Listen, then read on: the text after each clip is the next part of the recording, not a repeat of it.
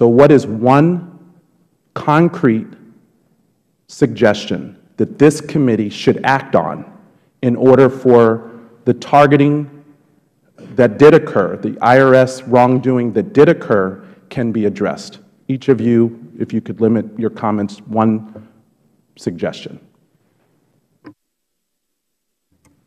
Well, my one suggestion would be to do what Nina Olson, the National Taxpayer Advocate, the independent ombudsman inside the IRS, recommended, and that is to get the IRS out of the business of making political determinations about speech.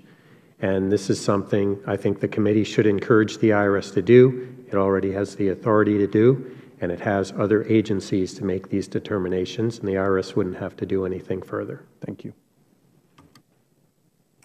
Congressman, I have to agree with that, and that is something that all organizations, I don't care whether they're conservative, liberal, or moderate, all of them should want that the IRS not be looking at and analyzing the speech and activity they engage in to determine whether they think it's political or not. So is your point that some other entity should perform that function and that determination?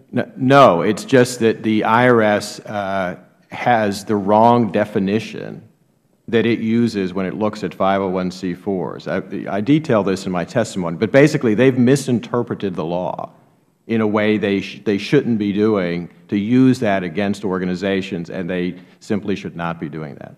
Thank you.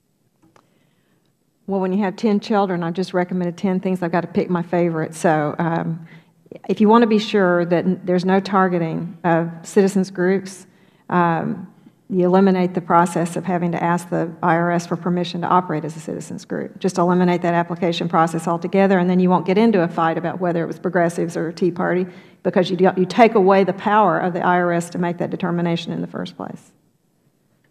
I would reform our civil service laws to return to the spirit of the original Pendleton Act, in which you regulate the hiring to prevent a political spoil system while leaving the government fairly free to fire people for misconduct or firing without this extensive appeals process afterwards. Thank you.